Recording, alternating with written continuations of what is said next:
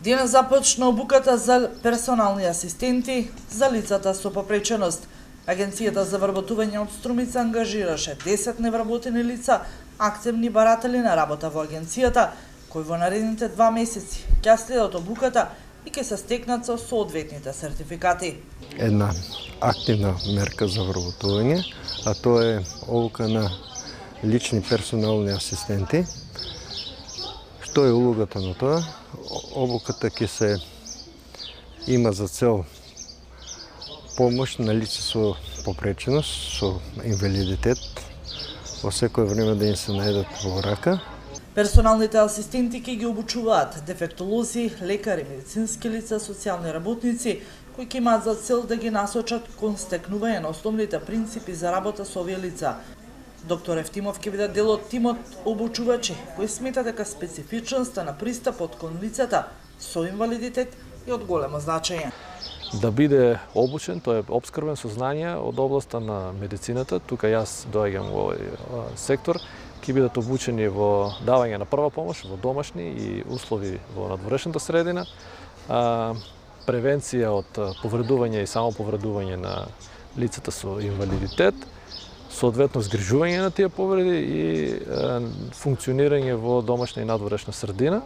Обштествените односи се од голема важност, односно инклузијата на лицата со попреченост треба да се искачи скала погоре, смета дефектологот Црвенковска.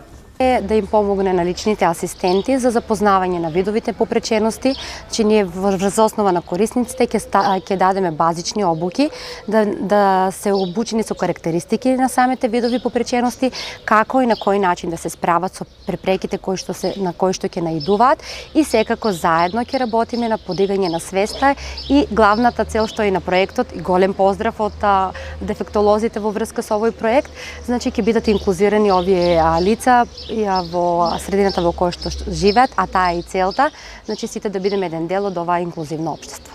Црвениот крст од Струмица е партнер на Агенцијата за вработување во имплементацијата на проектот за обука за персоналните асистенти.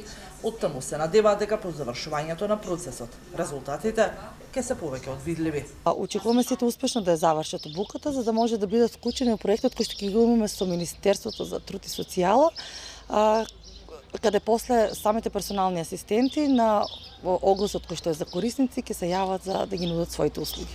Лицата кои ќе бараат персонален асистент треба да можат самостојно да донесуваат одлуки за идентификација на сопствените потреби. Имаат потреба од најмалку 20 часа асистенција во текот на неделата. Од Министерството за труд и социјална политика вела дека со овој чекор се исполнува долгогодишното барање на лицата со попреченост, што треба да придонесе за нивно независно и самостојно живење, активно и равноправно учество во заедницата и во општеството во целина.